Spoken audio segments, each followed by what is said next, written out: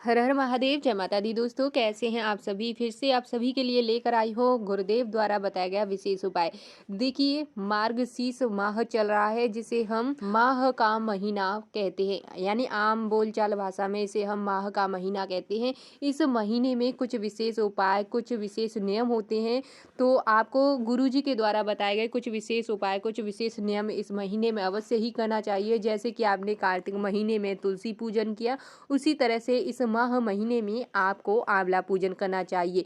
सिर्फ रविवार को छोड़ करके आपको आंवले के नीचे जो घी का दीपक होता है, गाय के शुद्ध घी का दीपक होता है, वो आपको जलाना चाहिए। और जो आंवला होता है उसकी पूजा करनी चाहिए। सुबह सुबह आपको उसमें जल अवश्य अर्पित करना चाहिए। अगर आप ऐसा नहीं कर पाते हैं तो आप गुरुवार की गुरुवार आंवला वृक्ष में 1 लोटा जल और शाम के समय 1 घी का दीपक अवश्य जलाएं, ताकि भगवान श्री हरि और विष्णु की कृपा आपको प्राप्त होती रहे। तो ये तो मार्गशीर्ष माह यानी माह के महीने में करने वाले कुछ विशेष उपाय है। तो चलिए, अब मैं आपको बताने वाली हूँ गुरुवार, जो कि मार्गशीर्ष महीने का जो गुरुवार है इस बार। तो इस दिन जो संकष्टी चतुर्थी है, गणेश जी की संकष्ट चतुर्थी है, तो इसमें आपको एक विशेष उपाय करना है। ध्यान से सुनना, उपाय कैसे करना है, क्या करना है, गलती नहीं करनी है। तो आपको लेना है एक मिट्टी का दीपक। ध्यान से सुनना, मिट्टी का एक दीपक लेना है, उसमें गाय का शुद्ध घी भरना है।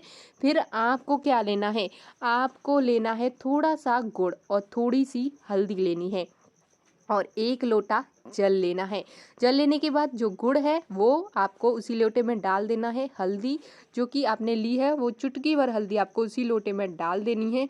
और इस हल्दी और गुड़ मिले हुए जो पानी है, इसको तुलसी जी की जड़ में भगवान विष्णु के ओम नमो भगवते वासुदेवाय नमः, ओम नमो भगवते वासुदेवाय नमः मंत्र का जाप करते हुए समर्पित करना है।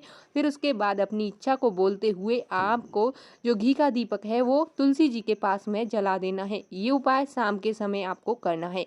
और सुबह सुबह आपको संकष्ट चतुर्थी है, तो आपको जो मूंग होती है, हरी मूंग के दाने लेने हैं। और ध्यान रहे, 31 की संख्या में हरी मूंग के दाने लेकर भगवान भोलेनाथ के मंदिर जाएं।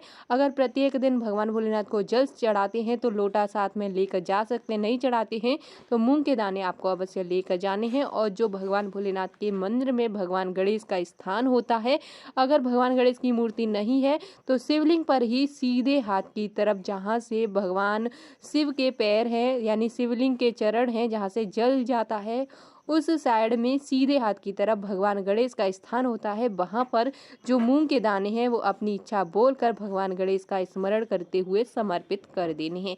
ऐसा करने से क्या होगा, आपके जीवन में आने वाली हर प्रकार की बाधाएं दूर हो जाएंगी और भगवान गणेश जी की कृपा से आपके जीवन में हर कार्य मंगल होंगे।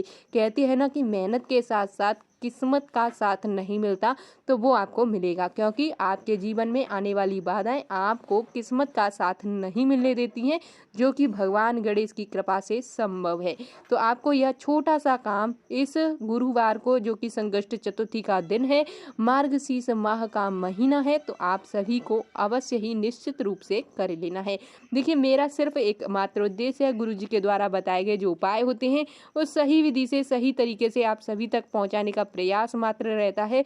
तो आप इन उपायों को जानने के लिए हमारे चैनल से जुड़े रहें, और चैनल पर नए हैं तो चैनल को सब्सक्राइब जरूर करें, ताकि आपको गुरुजी से जुड़ी हुई जो भी उपाय होते हैं समय से पहले इस चैनल के माध्यम से प्राप्त हो जाए। वीडियो को शेयर अवश्य कर देना, या फिर अपने अन्य सगे संबंधियों को, अगर उनके जीवन में भी बाधाएं आ रही हैं तो उनको इस उपाय के बारे में अवश्य बताना, ताकि भगवान भोलेनाथ आपका कल्याण कर सकें।